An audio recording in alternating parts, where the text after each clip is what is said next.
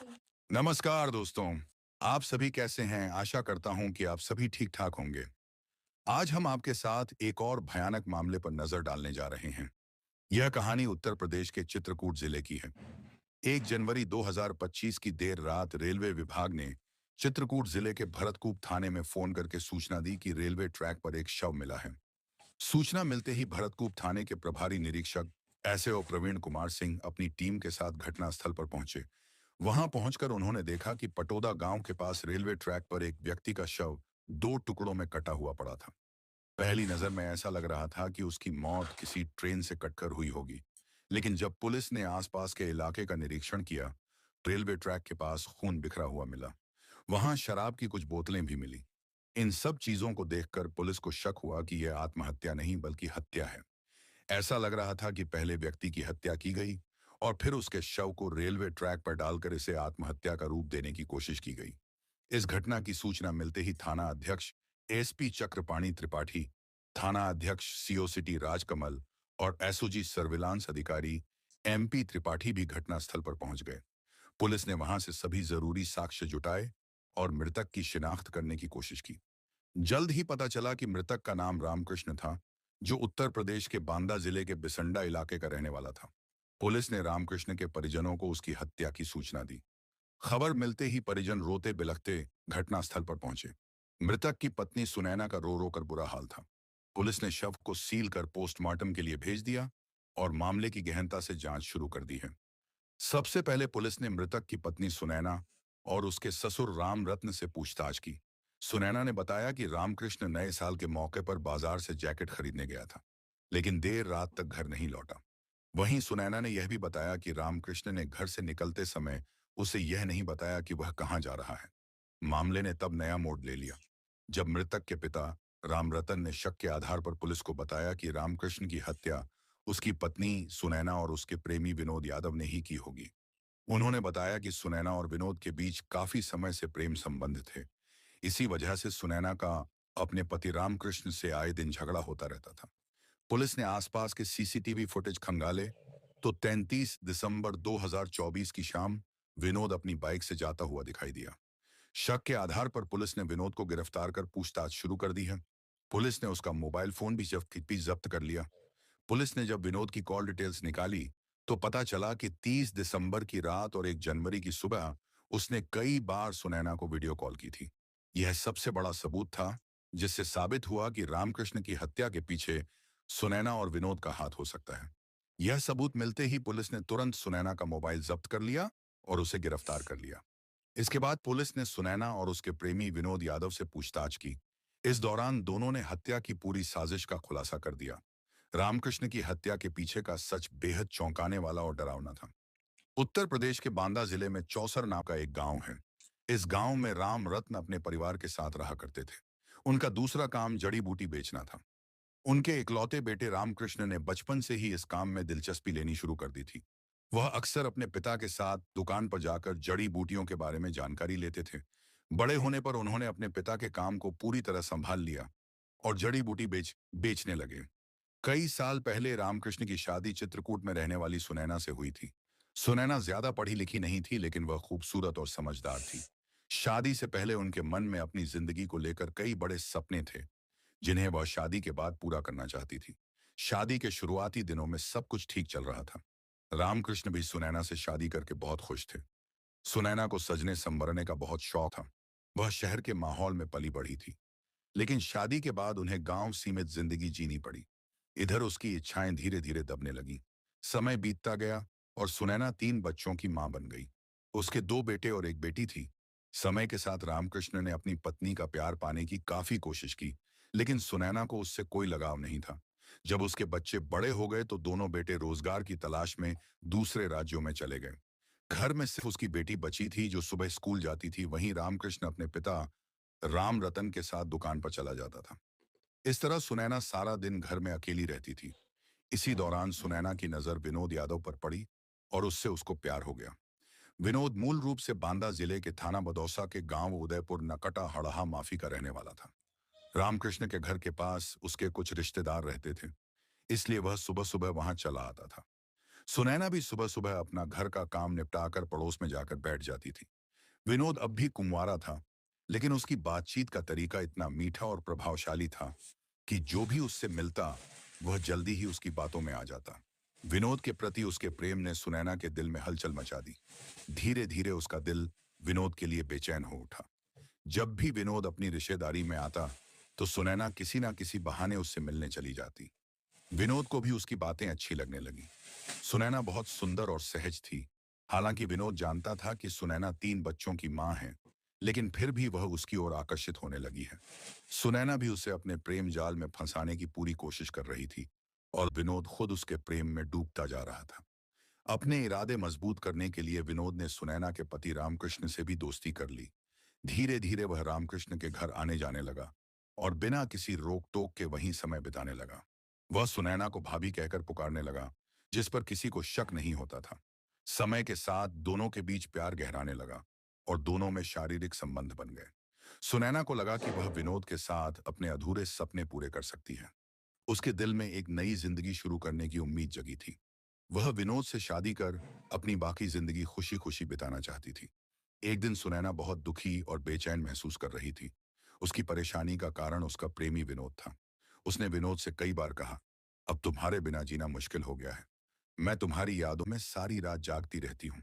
मेरी क्या हालत है यह सिर्फ मैं ही जानता हूँ। दूसरी तरफ उसका पति रामकृष्ण दिन भर जड़ी बूटी बेचकर लोगों का इलाज करता और उनका दर्द दूर करने की कोशिश करता, लेकिन वह अपनी पत्नी का दर्द नहीं देख पाता था।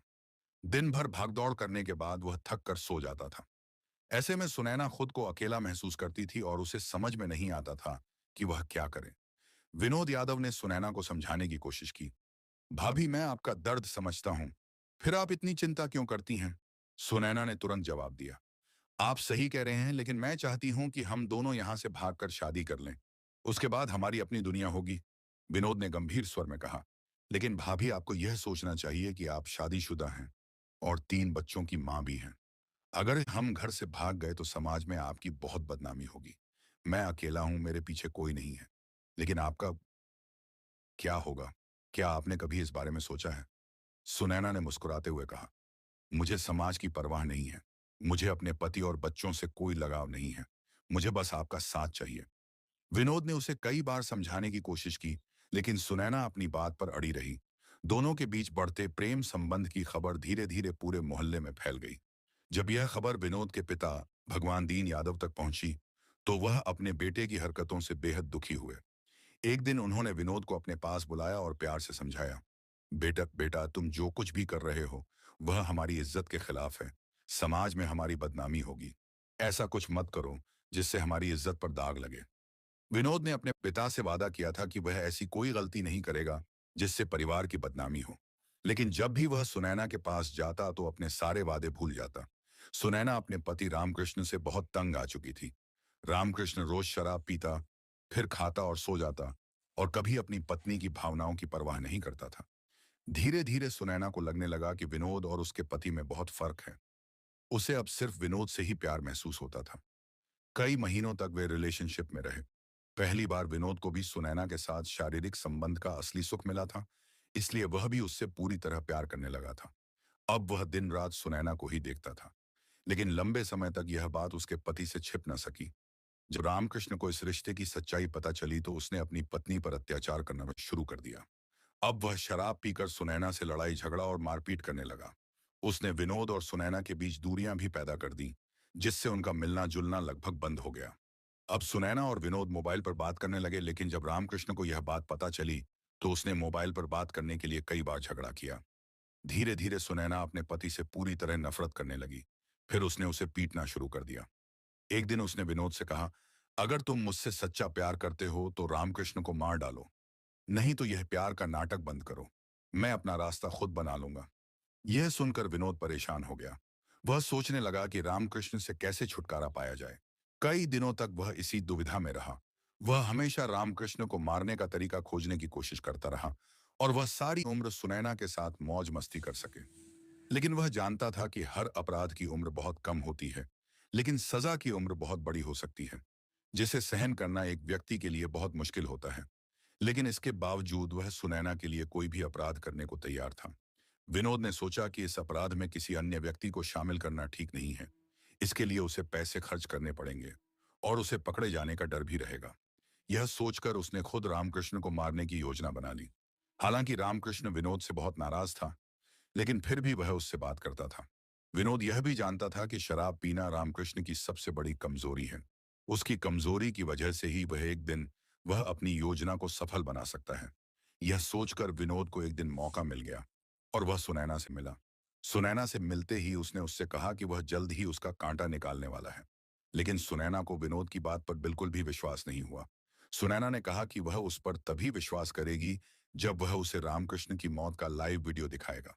साथ ही उसकी हत्या के बारे में किसी को पता नहीं चलना चाहिए, ताकि वह किसी मुसीबत में ना फंसे।